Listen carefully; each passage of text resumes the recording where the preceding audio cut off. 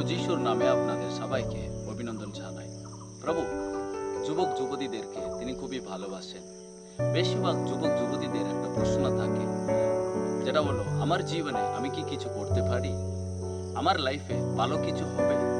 এটা ঠিক প্রশ্নই। অনেক সময় আমরা এই প্রশ্নটা যখন করি তখন আমরা উত্তর পাই না, কিন্তু যখন শাস্ত্রটা পাঠ করি, শাস্ত্র এই সম্পর্কে আমাদেরকে সঠিক পথ দেখায়।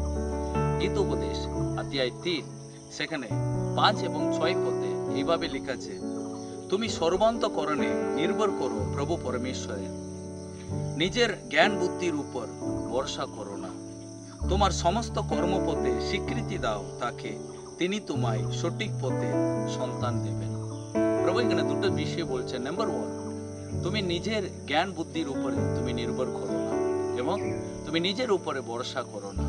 বেশিরভাগ সময় আমরা আমাদের জ্ঞান বুদ্ধির উপরে নির্ভর করি, তাই আমরা অনেক কিছু করতে পারি না।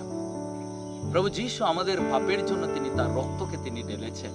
আমাদেরকে কিছু করতে হয় না, আমাদেরকে তাকে বিশ্বাস করতে হবে। সে বিশ্বাসের দ্বারাই আমরা ক্ষমা লাভ করি এবং নতুন জীবন লাভ করি। সো ঠিক তেমনি প্রভু আমাদেরকে সব শক্তি সামর্থ্য দিয়ে রেখেছেন।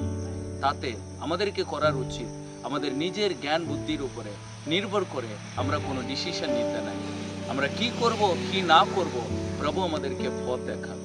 2 নম্বর বিষয় 6 পথে প্রভু বলছেন, তুমি সমস্ত কর্মপথে স্বীকৃতি দাও তাকে, তিনি তোমায় সঠিক পথে সন্তান দেবেন। হ্যাঁ, দ্বিতীয় বিষয় আমাদেরকে করার দরকার, যেটা প্রভুর উপর আমাদের সমস্ত কর্মপথে তাকে স্থান দেওয়া, তার কাছে হ্যান্ড ওভার করে দেওয়া।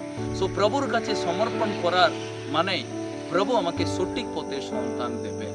তিনি কখনো আমাদেরকে ভুল পথে সন্তান দেবেন না, কখনো আমাদেরকে আমাদের লাইফটাকে আর আসল পথ থেকে সরিয়ে দিতে তিনি পারেন না। তিনি আমাদেরকে অন্য পথ থেকে আসল পথে তিনি আমাদেরকে নিয়ে আসতে পারেন। একটা ঈশ্বরের দাস বলেছে, আমাদের পৌঁছে যাওয়ার জায়গাটা যদি আমরা জানতাম, যাওয়ার পথে যতই কঠিন হয় আমরা কিন্তু অতিক্রম করতে পারি।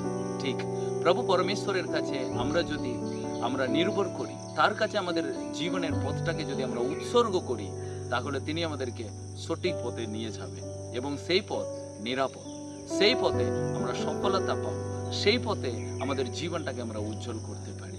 আজকে যারা চিন্তা করছো কিভাবে তোমার জীবনে তুমি কিছু করবে, তোমার উপরে ভরসা করো না, প্রভুর উপরে ভরসা করো। 2 নম্বর, প্রভুর কাছে সমস্ত পথটাকে সমর্পণ করো, তিনি হ্যান্ড ওভার করে দাও, তিনি দেখে নেবেন, তিনি সফলতা দেবেন। এ বাক্য তোমাদের জীবনে আশীর্বাদ নিয়ে আসুন। God bless you.